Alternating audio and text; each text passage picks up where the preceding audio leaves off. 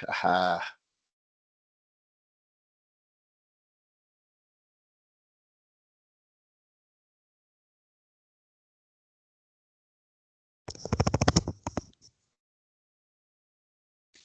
Hi, Isabel. Hi, Faraz. How are you? You guys hear Hi. me? Yes. Can you Hi. okay? I'm in the car. Yes. Got No, peak out that's perfectly fine. 8 p.m. over here. Appreciate thank, it. thank you.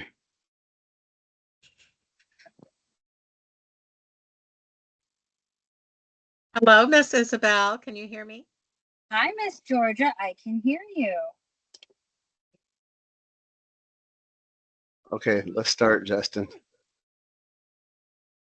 Okay. Just one moment, you guys. I appreciate everybody coming. We're just having more people come in a little bit. Mm-mm-mm-mm. About to share my screen with you in one moment.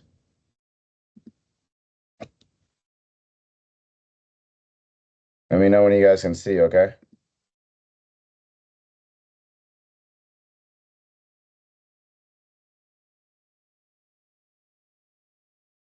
Yes, no? We can see Yes. it, Justin. Okay. Awesome, awesome. So I'm minimizing the screen, so can't exactly see everybody right now. But welcome to our third Meet the Mover webinar. I'm the host, Justin Jenkins Reyes, and obviously we're talking and answering all questions about all things moving with an emphasis in military moves themselves. So without further ado, let's jump in for the ride and let's just get an update on our host, our leader, our CEO, Mario Reyes. Thank you for our past two webinars. We kind of talked about your journey in the past, but I want to talk about the present a little bit. What currently drives you, especially during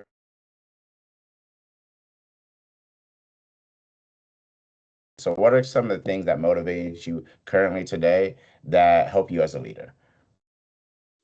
Well, I just think that I had good mentors, good people in the industry, good industry people from the past. That it was a different era, but they were hard on me. First and foremost, of course, like a lot of people, my mother and father, but just good industry people that were there to make me toe the line, make me accountable, and do the things I didn't want to do. And I always talk about that stuff. So I would say, more than anything, I think that would be the answer to the question. Is there anybody in particular you would want to highlight or that stands out to you currently that you're like, I just love taking advice for this individual, or is it a collection of people? Well, I mean, like there's a whole group of people today. For past, it would be people that aren't with us anymore. Earl Herman, Hank Panis, my father. They used to own Pacific Van Lines, which used to be the largest mover in California. Hank Panis, um, Bill Greek, Rebel Van Lines. Those were all my guys. Currently, a little bit of everybody. I've got a consultant, George Engel, that I lean on a lot. Um, Mike Wilson from National Forwarding, Tim Hellenthal from National Van Lines, and Don Mergart from Blue Ribbon Movers. There's quite a few. I could go on and on. We don't have enough Mhm. time to cover everyone. No, of course, I appreciate it. Well, obviously, with that mentorship, with that added knowledge, it comes into leading South Bay. This is the summer, and that means the busy season. Families are moving in and out of homes. What are some of the keys to success into leading South Bay through one of the busiest seasons of the year? Well, just busy, but it's a different time for our industry. Everyone, like a lot of people, not everyone, they're down. Like the numbers are down. Things are a little bit different. Things are changing within military moving, and things are changing within just in the relocation business altogether. What I thought would be good is we hired a company called 300X to train some of our guys. The pitcher is with Juan Mate squatting in the front, and then Ernie Pena. They came out to our facility and gave an excellent training program to get us ready for the summertime.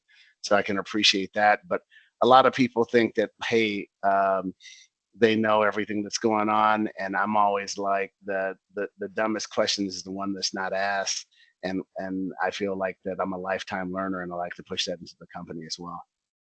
Keep on learning, keep on adjusting. And I think that's why a lot of people come in and watch our YouTube channel, watch our clips, and kind of tune in today to learn as much as possible. Moving on to onto that, we serve a large military community, which is why we're so happy to have our special guest Isabel Schmidt on, but that's for later. In terms of deciding, hey, who are we bringing to our home? How can we know things beforehand? Looking for a professional mover. What are some of the keys that you would suggest to families in terms of identifying those things?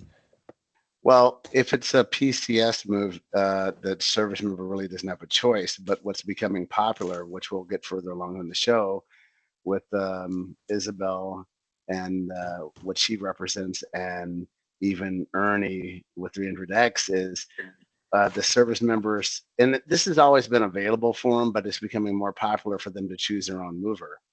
So with that, they're going to have their own options. And so looking for a professional mover, I mean, advice I can give someone is, if you're living in a housing area and of course you know someone that's already moved, talk to someone that's already moved, one of your friends, and get a referral. If the moving company is within the area, go see it. Take the time to actually see if they have a brick and mortar shop close. You can judge a lot by, hey, just by going to see how they keep their warehouse, how they keep their trucks, and that usually equates into how the move's going to go. Can't doubt all the people on the internet, because we have an internet presence as well, but it's easier to like touch the person, even though that's becoming old school, and we don't have a lot of people doing that. So that's what I would suggest to our listeners out there. And then in terms of home protection, we invite them to their home, say it's okay. What are things that the families can look out for in making sure that their things are secure, that they are protected? Well, first and foremost, I know that Trina over at our TMO, she's doing an excellent job, you know, beginning on all the movers in the area to put down floor protection. But this has been standard with South Bay Moving Systems for a long time.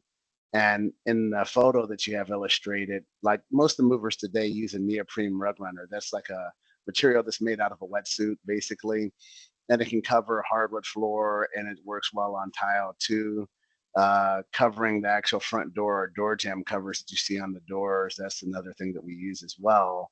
And in the center photograph, they're rolling it's something called ram board, but it's like a roll of cardboard, which is good too, but you have to be careful with that, because if it's not clean and it's on a hardwood floor, a small rock can scratch the floor. But there's those are the things that I would use and to look out for as far as home protection.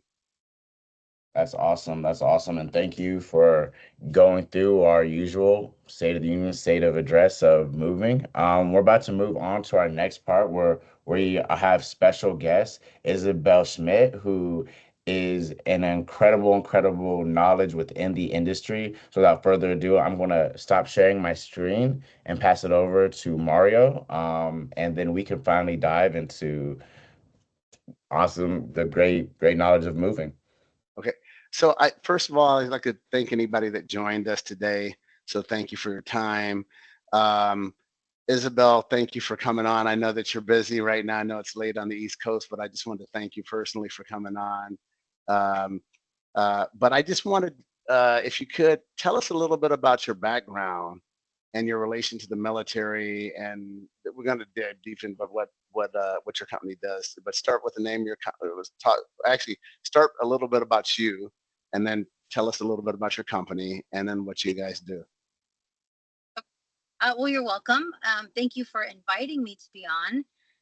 I think that a lot of times, one of the things the industry misses is inviting actual military families on to discuss the things that work for them, the things that don't work for them, their wants and needs. So I appreciate you guys. I'm Isabel, and I own a small company called Logza Mill Moves. Our primary objective when we set out was to create better move experiences for families. that are currently PCSing. I myself am a current military spouse. My spouse is an active duty service member. And something that most people don't even know right now is that my spouse will PCS without me and the kids in about 2 weeks. And so we get to live that, like, I get to live that single mom life that I didn't ask for, because the military, in its infinite wisdom, decided to send him to a course not locally, right? There are courses available locally. That's a story for a different day. But those are the kinds of things that affect us in our lives. And so when it comes to the move, right, something that should seemingly be easy and simple, and then it isn't, like, that's the kind of stuff that like compounds and adds to how it is that we feel. And so we set out because we know, right, we are empathetic to those particular situations, the situation that I will find myself in 2 weeks, have my spouse living somewhere else, because we don't want to disrupt our children and their teen lives, because we are so understanding of that particular dynamic, because we're empathetic to that. We set out to create these better move experiences via pack teams, right? We set out first as a packing provider. And then slowly we morphed into what we are now, which is a company that provides PPM move management. And we started that 2 years ago. And we're becoming an agency unto ourselves. We have Nice. stepped into different areas of moving. We have several, revenue streams. We provide some training. We provide some consultation. We do training in Spanish, which is, it's not entirely new, right? But for a lot of agents, especially in the DC area, it looks new to them because they haven't done it. We started, I think the first Spanish training we did was at Western Transportation Group 2 seasons ago. Nice. And this was our second season of going over to Western and training in the language of the providers. So we're a little bit all over the place. We're slowly honing what it is that we're going to, eventually land on. I think it's always going to be centered around, number one, empathy for the service member, but then two, that experience, right? So what we know about moves is, you got to walk it backwards, right? The end state is a great customer experience, and then you walk it backwards from there to sort of arrive at the things that you need to do to execute moving in a really healthy way. But myself, a military spouse, I am an Army veteran. I did one combat deployment to Iraq where I met my husband. Wow. He had a much cooler job. So I decided to get out and do the family thing. Was a stay-at-home mom for a long, long time. Always had an entrepreneurial spirit. So I was a yoga instructor for a long time. Things that I could do that worked well with my family, that I could balance out, and that I could still provide the things that I needed to. I was a homeschool mom for a long, long time. And then slowly, as the children got older and decided that, and then we put them into school, I decided to go back to work. And so I started as a government civilian. After my military service, I came in as government civilian. I worked in anti-terror. So when it comes to feeling fulfilled, having worked in a job where the stakes were incredibly high, first as an operator, as an aviation battle captain and operator, and literally the logistics involved there are getting aircraft to a target at a specific time and making sure that they understand, the ground units that are there and the radio frequencies, right? Going from that, right, and becoming a mom, and then transitioning to working in anti-terror to now being a mover, right? Like it's and that happened through contracting, right? Got into contracting and then decided we wanted to contract for ourselves.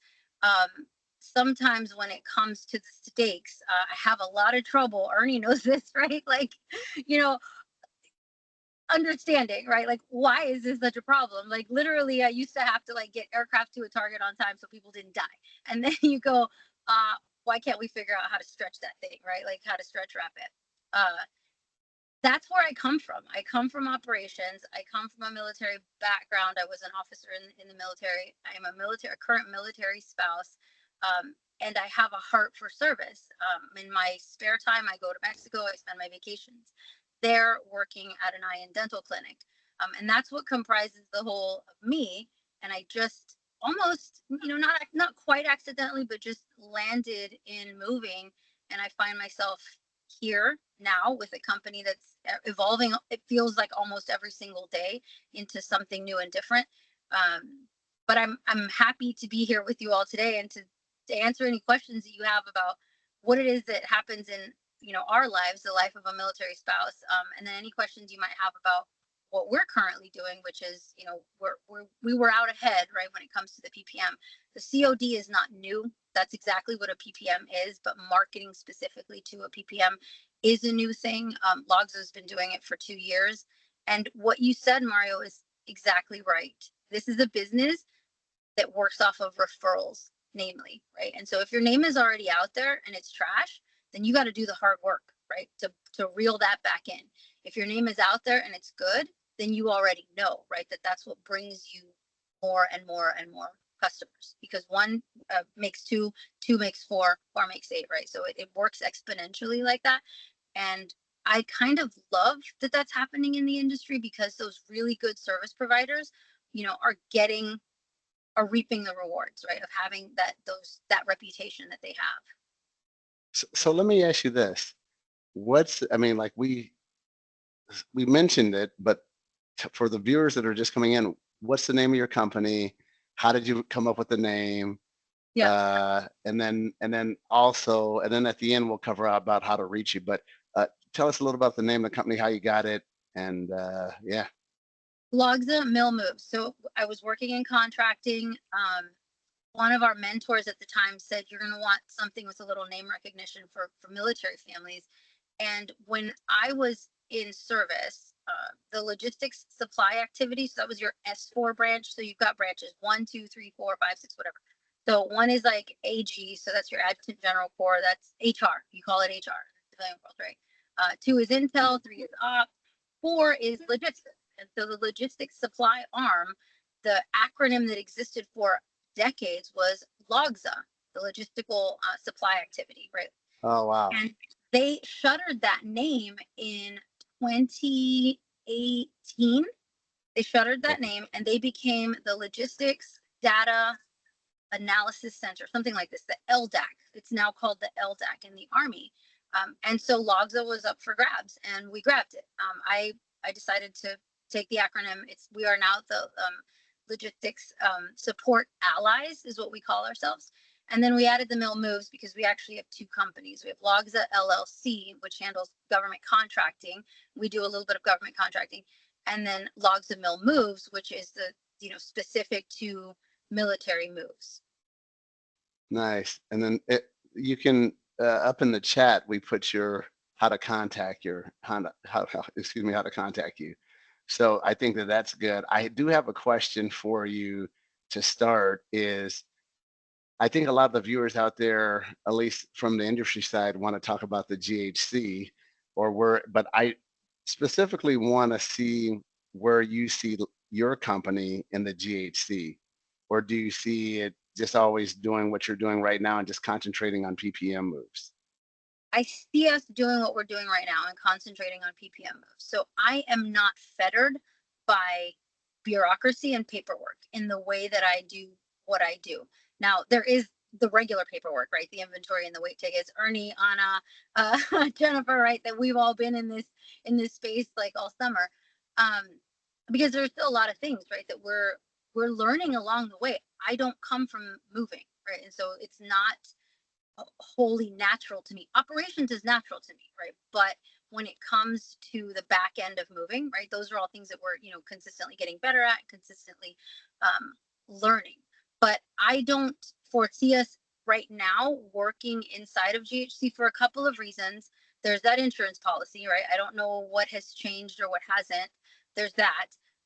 That precludes a lot of players from even coming in to provide those services, right? Because if you can't even afford those baselines, right, how can you expect to come in? We are a very small team. And 2, what we're doing works. Again, I'm not fettered by bureaucracy. I'm not fettered by paperwork. And what we're doing works best for the customer. So if you remember way back to the intro, we got into this because I come from this community and because I wanted to do something for the community. At the same time, we wanted to provide opportunity for military spouses. So all but one of the folks on the team is a military spouse. But everyone's a military spouse or vet.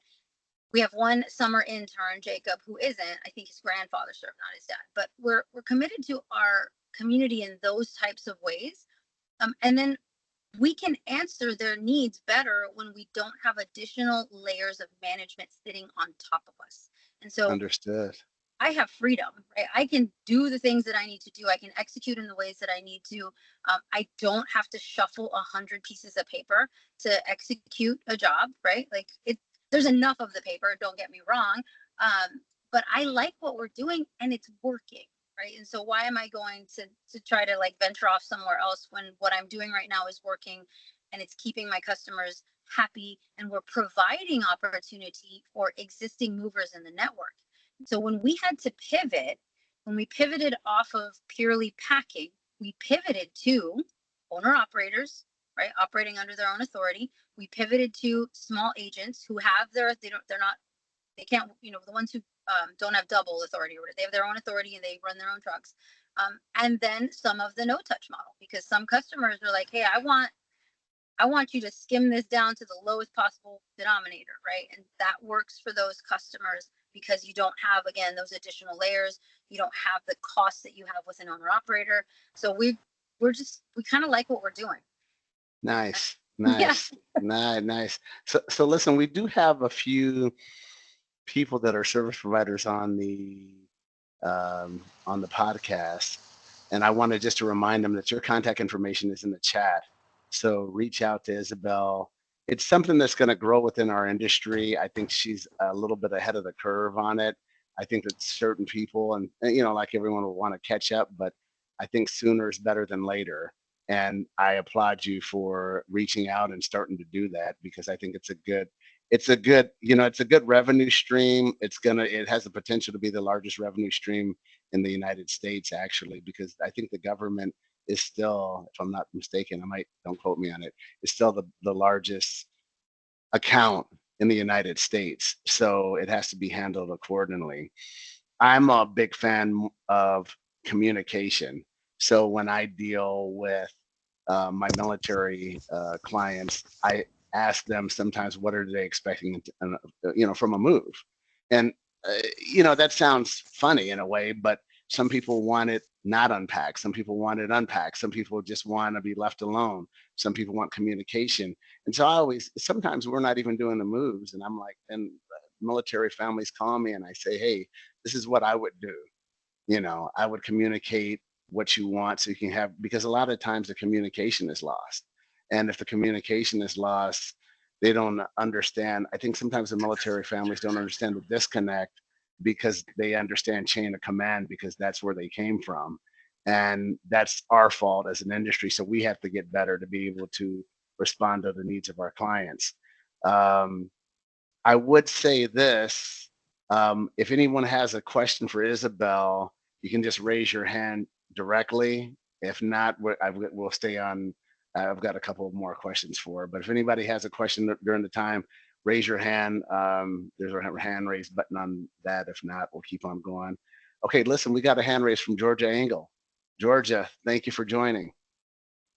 Wow, this is good. I love this conversation because it's all about moving and helping people get through a very stressful part of their life.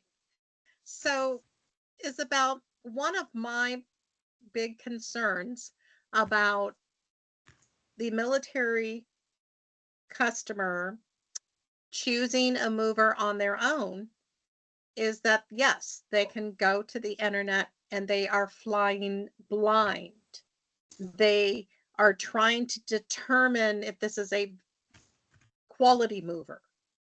How do they know that? Mario mentioned certainly asking others who have moved for a reference. But when you look at the changes in the industry that's happening right now, I think what Mario is doing and what you're doing and reaching out to make sure that they are going to be handled with a quality mover is critical for their moves. And I think that anything that we can do as a moving community to do more of that is going to really help. We have our consumer moves, we market consumer moves, that's okay, but this is different. I think that any outside of the box thinking that we can do to help those military members is really important. So I applaud what, Mario's doing with this webinar and then what you're doing also. And I think that we need to find ways to expand that. So thank you for your contribution to this. Yeah, you're welcome. I think one of the greatest ways is definitely to reach out, right? And then talk to Logza about your stats, because the thing that we have is connection to our community in other forums. And so there are spaces of engagement that I am allowed into that folks who are not military affiliated are not allowed into. And so if I can go into those spaces and say, hey, these are the trusted agents, right? That community will listen to me.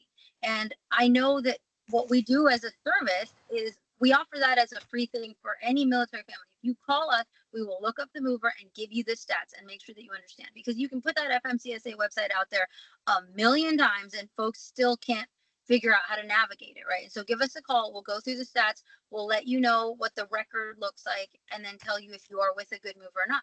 And that has provided several moves for us, because they realized, oh crap, I'm with some kind of rogue broker, so I'm going to shift and I'm going to move with you now. Providing the tools that these families need to ensure that they don't end up with a rogue mover, that's step one, right? Because we started out not from the revenue line, right, Mario? And that's probably all wrong for business. I didn't start out with this, how much money I can make.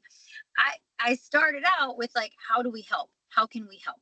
Right. And this is how we can help. And so we're completely committed to that. So whether you move with us or you don't, and this is what my customers understand, whether you go with me or you don't, I still want you to have the best possible move experience. Right. And I don't want you to get taken advantage of. No, and then you know what? I see Ernie with his hand raised, but you know what? I agree with you. I consider myself a servant leader. And by that I mean, hey, listen, I'm here to help. And some people may say, listen, I can't help you because you're the competition. Well,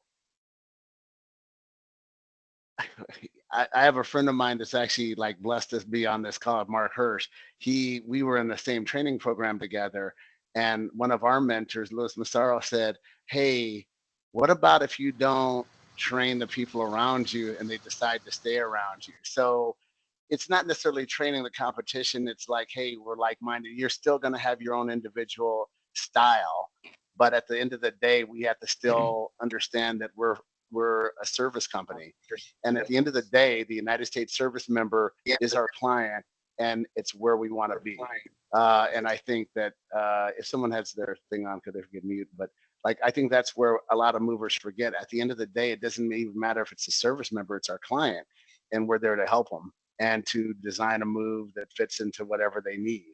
I see Ernie Pena from 300X. A little quick introduction. Ernie runs a company called 300X.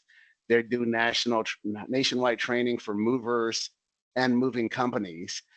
Maybe something that you may not want to do, of course, during peak, but in the fall, they go around and they have a traveling show where they actually work with your guys, work with your team. We were blessed enough for Ernie to come prior to the busy season. Ernie and Juan Mata, that you guys may have seen, just on the internet. But we were blessed enough that they came out. They work with our guys. And at first, if you're thinking about it, like, oh man, most of your guys, there was a little pushback. So I won't say that it wasn't, but at the end of the day, it was great. It was fantastic, and all the guys welcomed it. So with that, Ernie, if you have a question, jump in. Yeah, I got two quick questions for Isabel. Number one, are you having fun? And number two, what has been your favorite part so far? That's a great question, Ernie. Ernie knows because we talk a lot, right? There are really good days. Man, there are some good days when your customers call and they're like, that was the best move ever. I'm expecting that call on a job that Ernie just completed for us tomorrow.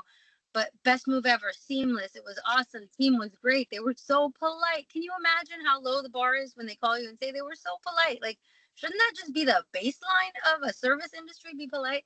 And then there are some days that I'm not gonna lie, there are days where I wake up, I'm like, what the hell am I doing here? How did I arrive here? And why am I still here? And what am I doing? But then the next day a customer calls and just says something really fantastic about the team. And I think my favorite part is understanding in that moment that we've protected that turtle shell, right? Because a military family cannot grow roots. And that's what military movers, when they go into these homes, they have to understand. Ernie and I talk about it a lot. We teach this when we train our contractors, the psychology of moving, because moving is psychological. It's one of the most stressful experiences of a person's life, right? It causes PTSD. There is like legit PTSD. There's trauma after a move. Now imagine a military family like myself. I'm not as high strung about my things, but who's done it 13 times. Some of these families have done it 20 times. And so the wound is consistently opened, right? And then if every other move, you've got some issue, right? Where somebody's impolite to you, or like for example, what happened to me, a mover comes in your home and says, I don't want to move that effing tree in front of your 9-year-old son, right? Like those wounds are consistently broken open. The sooner this community, right, starts to take itself seriously, right, and train, right, call 300X and have them come and train you on the things to say, the things not to say, and how to act, right? And the baseline is, right, politeness. But so much of that is lacking, and I know that that has to be landing with most people because it's the truth, right? So much of that lacks that your customers end up getting more and more injured and more hurt. And so then we arrive at this scenario now that we've precipitated, and I'll say we, even though I've only been here for 4 years, where people are completely dissatisfied and they're like, you know what, never mind. I'm just going to take complete control so that I know, like, I know what's going to happen with my move. And if something bad happens, I can take full accountability and ownership of that. What folks in the DPS system need to understand, it's like what you said, Mario, in the beginning, they don't have a choice. I never had a choice, right? I never understood I had a choice. I did do 2 ditties back in the day. I am not interested in like packing and moving my own house, right? But Ernie, there are really, really great days. The fun part is knowing that you're protecting that turtle shell. And especially from my point of view, from my vantage point, because I understand what's behind all of that. I understand the psychology behind all of it. And so when everything arrives and you've got families that are like, not a single thing was broken. How is this possible? Right? And we all know that it's completely possible, right? If you do the things preemptively that you have to do to protect that shipment, it's absolutely possible, even if it goes in and out of storage. We all know that, right? But it's when you take those shortcuts and you do those things, or you don't have time, or you run around and you give yourself that out by saying, oh, it's the peak season, it's just how it is, this is how it's always been done, or this is how things are.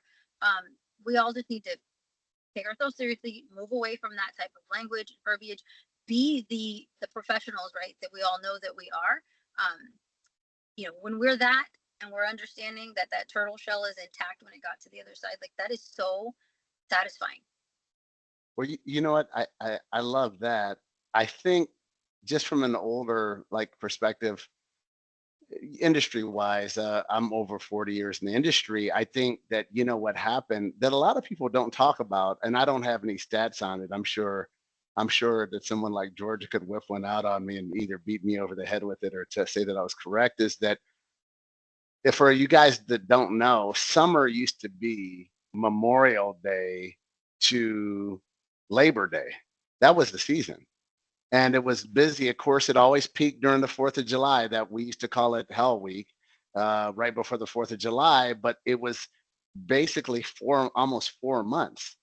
Now, and then the East Coast kids used to get out like in the end of May, and then the West Coast kids like myself, we didn't get out until like almost Father's Day, like mid-June, almost mid to late June, but we didn't go back until September. So extended the season. So I believe that the same number of moves were squashed because now the summer's actually shorter. If we have kids, we got grandkids, they're going back in August, at the beginning of August, where before August, we still had a month of summer to go. The kids are going back sooner. So I think that there's more the same amount of moves in a shorter amount of time. And then there's a crush, and then the service goes down. And then as an industry, we didn't do well on retraining our guys. Like, And that's where I thought that, like, I really thought like 300X was a good thing, is that we're not spending enough time talking about it. Um, our industry is still a viable industry for even the young people. They like to have their own schedule. Well, if you really do it right and you want to travel and say, I'm going to go to Europe, if you really worked hard, or even if you got a class A and worked hard for 3 or 4 months during the moving business, you could still, even today, the owner operators may out there may slap me that know me, because there's a couple on this call. They may, I mean, but if you didn't really have, like, you're not tied down, you could almost make enough money and travel until your money ran out, and by that time it might be the next, the next summer. So it's viable even for the young people to do. But it's, we didn't, like, the older, and I'm going to take responsibility for it, but my generation, we didn't push it out there to the younger kids, and it's not recognized as a viable trade. So we have to get everything back. So that's going to take time to get that, like, get everybody back on that. But we're heading that direction. Everything's a cycle. We're back on the same cycle again, and it's going to be good. And I think it's going to be fruitful. Um, I did want to say, as I did want to mention this, I know that Isabel, you said that you weren't interested in the GHC. I know some people are. I just wanted to mention that uh, earlier this week, or right before the 4th of July, the Beacons Wheaton Group opted into the GHC. And I just wanted to start off by saying this. As a mover, a moving company owner, which isn't popular, but I'll say it on this podcast, I opted in too. I'm going to try it out for myself. It may work, it may not work, but then you need other product lines and there are other service lines. But I solely remember this, and I just want to remind everybody this that doesn't know this. There was a program called TOPS. That was before DP3. And when DP3, the current program that's around now, came in, everybody said, don't do DP3. Oh my God, this is terrible. Don't do it. Don't do it. Now, the same people that said that are crying because it's going away. So everything is going to change. Heck, when you're as old as me, I remember when there was no ATM cards, you know what I mean? But I still, and that was good in a way. It was good. You had to be responsible. You had to, like, plan your stuff out, because the bank was closed on Friday and it didn't open until Monday, and there was no Venmo, Cash App. You were just stuck. So you had to think a little. But hey, listen, we've got a lot of things that, like, that's good stuff too. You can move money around. So I mean, I think that things change and we have to adapt to it. And that's what I have to say. If anybody wants to chime in on the GHC, they can raise So a hand. I just want to add, I mean, of course, right? There has to be providers inside of GHC for very obvious reasons. Those of us who are out here operating, like myself, in a boutique way, there is no way, right, that I could handle any of that volume. That volume has to go somewhere, and it has to go to agents that are prepared, number one, to handle it, and prepared to execute in the ways that GHC is demanding. So absolutely. I think one of the things that GHC is doing, and this is where, movers do have to make those strategic decisions. GHC is inviting, right? In the absence of everyone rushing to the table to say, I want to do this work, they are bringing to the table non-conventional approaches, other movers who didn't typically work inside GHC. Because what we all know is that a lot of the transportation pieces are going to be run on no touch, right? They're going to be run on freight trailers. And so they're asking for origin services, they're asking for destination services. So if you can develop your businesses obviously in a way that can handle that OA or that DA, then it makes perfect sense, right? And someone who wants quality moves for military families, I would say, yes, if you're a quality mover, absolutely, all day long, because there's no way those of us out here operating boutique would be able to handle all of that volume. And most families are still not going to want to PPM. The trend is there, like it's ticking in that direction, right? But it's never going to I don't think it's ever going to outweigh the number of families that want to move inside of the DPS system, because for them, right, there is no bureaucracy. They literally show up, they give their dates. The dates are wiggled with a little bit, whatever. They turn in a couple pieces of paper and it's done, right? Their orders and a couple other things. So yeah, I would never say don't go and do a thing, right? That's obviously going to bring you revenue. I just mean to say, like, I have absolute freedom, like in the way that I do it, and I like that freedom.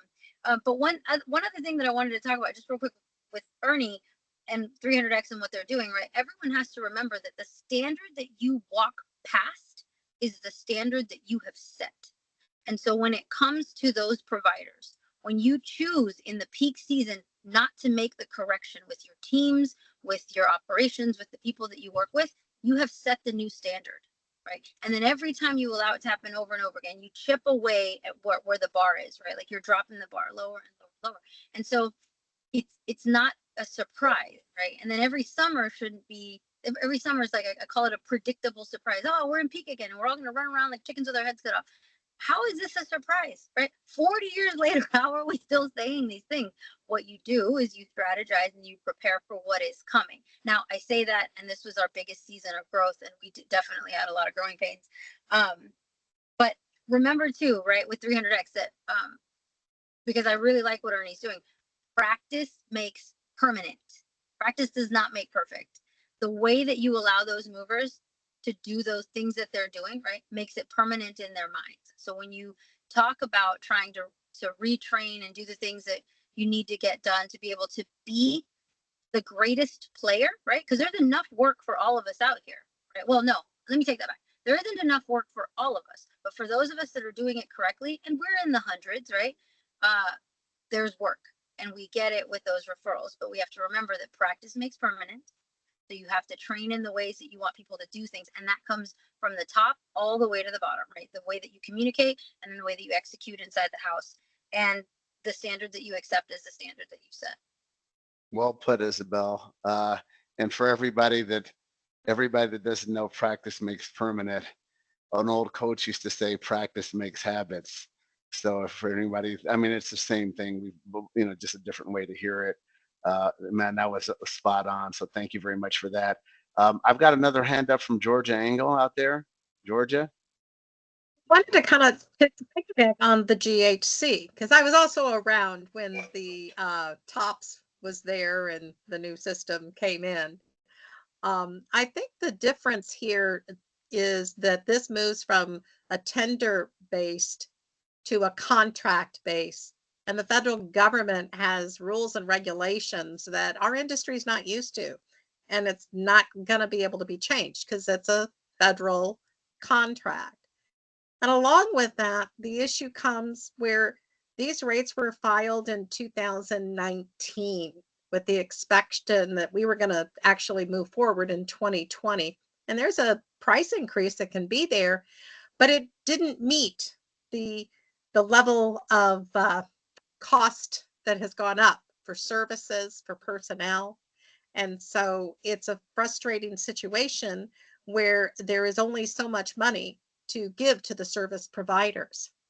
There is a big undercurrent, and there is language in the Defense Authorization Act for a GAO study to take a look at this, to find out how can it be successful and will it be successful? Because once this starts, the infrastructure that we know now, especially on the international side, will go away.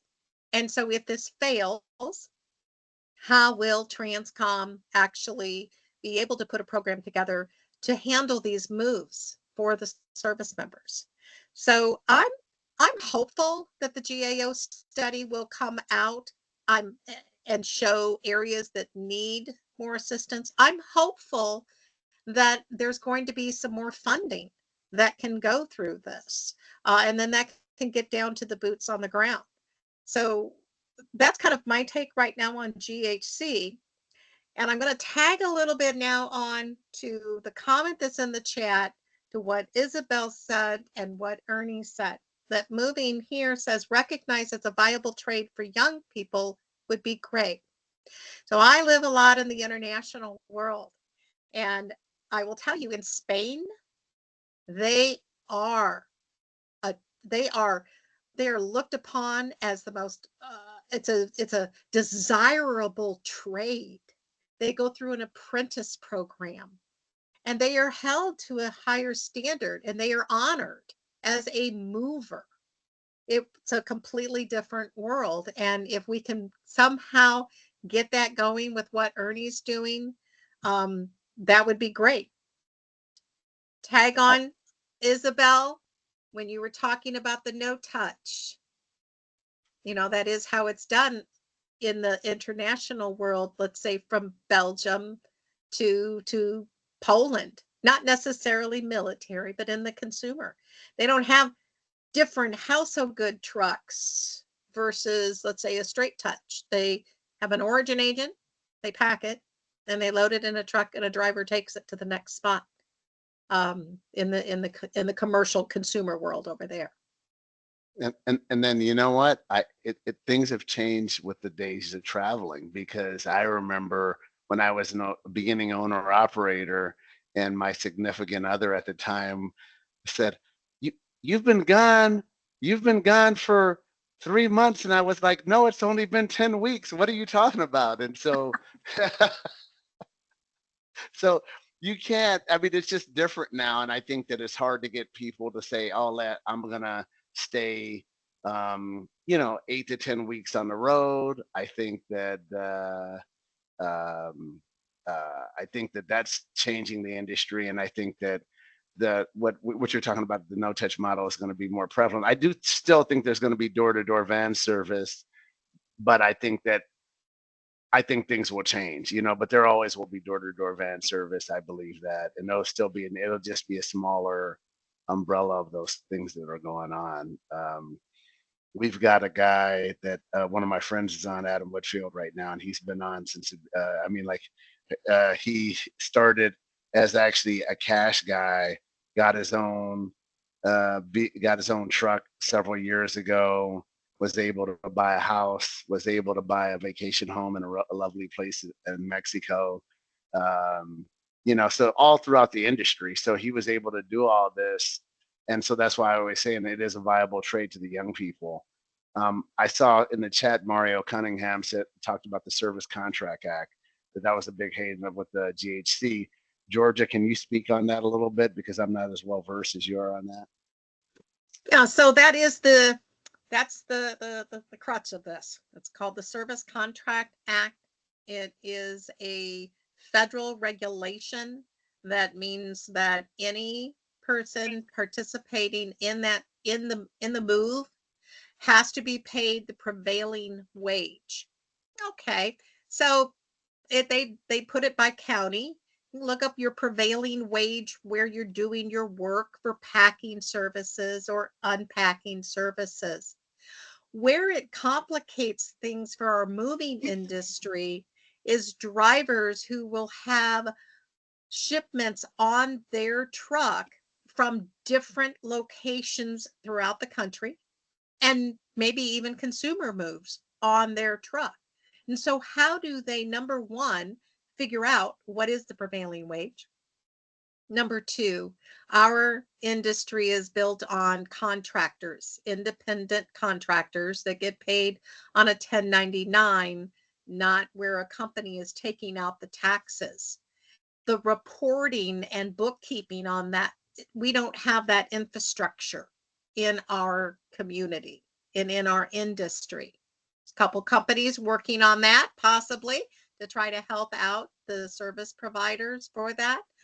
So that's what is complicating, making sure that the smaller companies can participate, as well as what Isabel said on the insurance requirement. And I can confirm that even as today, they are not changing that insurance requirement.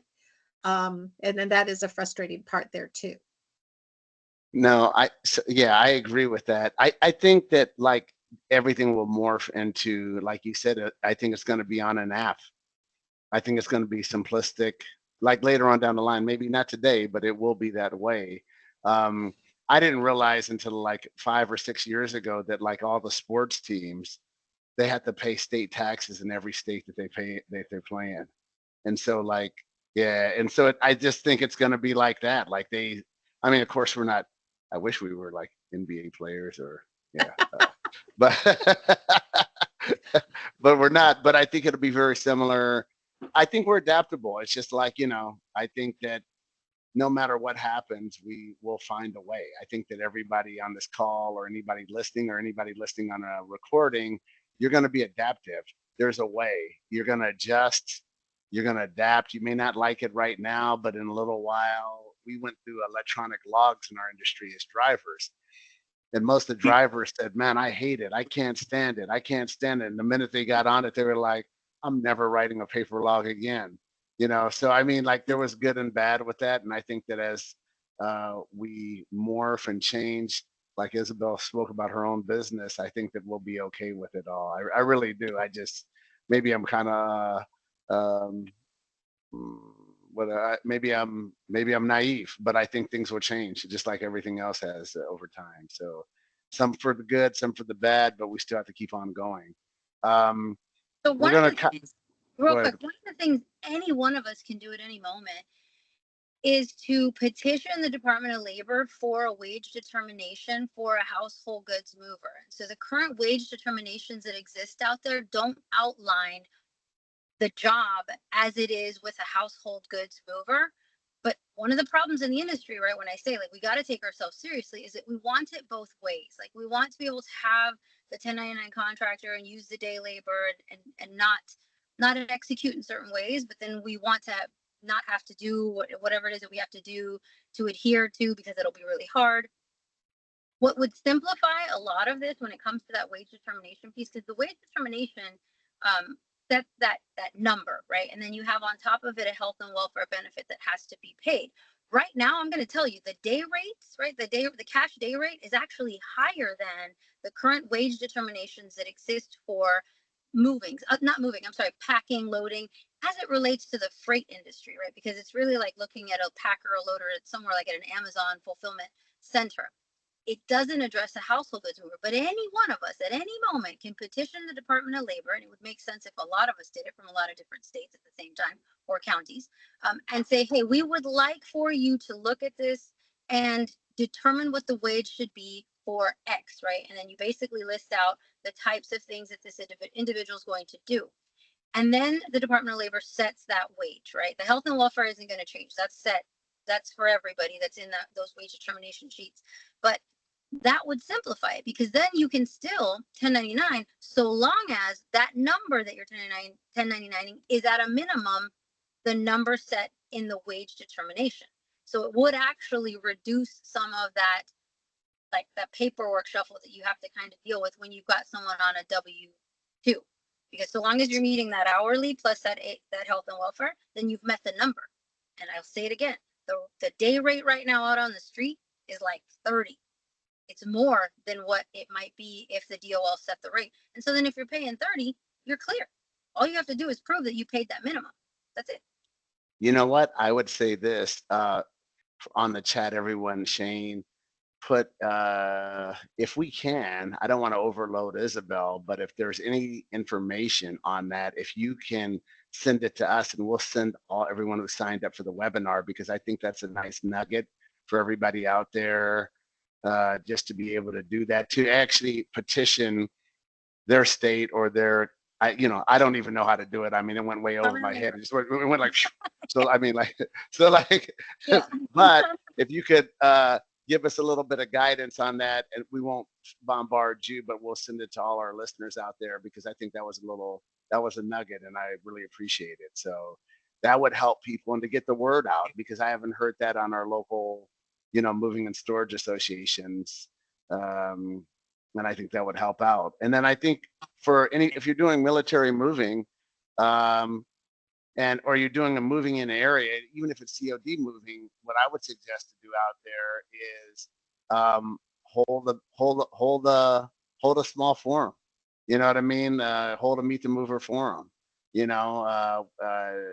Just so that your service members can meet, even if they're not getting PCS through you. Advertise, talk to them. Even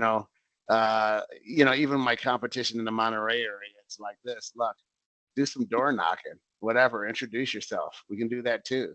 That's old fashioned stuff, and I'm old, so it's good stuff for me. And then that's how you can get your name out there. But I just wanted to say, hey, listen, I want to open up again for more questions. And if there's not, I wanted to wrap it up.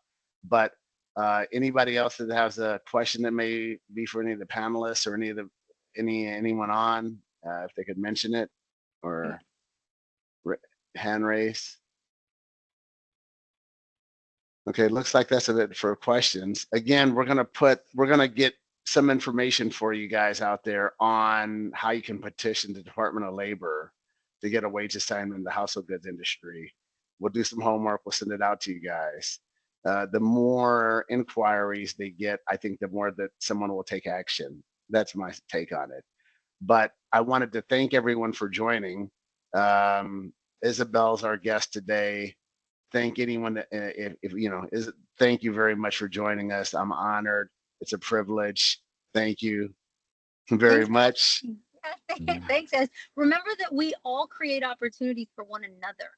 That's like the people that are here, right in the room. We can work together because the move that works really well for me on the East Coast, like, great, whatever. But I might have a move, like I do several out of California, that don't work for me, right, in my current network. And so we have to, yes, we all are working in the same space, and so we're competition in a sense, but we can all create opportunity for one another at the same time. And we don't want that to get lost in the sauce, right? Don't throw the baby out with the bathwater. Like, make sure that you're reaching out and figuring out, okay, I can't do that, but can we do this together? When you talk about going into the community, Mario, do that together, right? Right. Because we're all better together, right? We need one. If I've learned anything in this industry, right, it's that we all need each other. When you've got a shipment that's got to come off because the second one that went on was too heavy and you can't deliver, and right, and you got to do all these things. We end up calling on one another, right? Don't forget that we are just as much opportunity for each other as we are competition. That's very well put. With that, I just want to thank anyone else has anything that's good. If not, I just want to tell you thank you for joining us today. I know your time is valuable during peak season. I appreciate everyone that was able to join, and thank you very much. And everyone have a good evening, and God bless. Good night. Thanks, guys. Thank you, everybody, Thanks, for coming. Thank you. Thank you. Thanks. All right. Thanks, everyone. All right. Thank you, everyone. Thank you.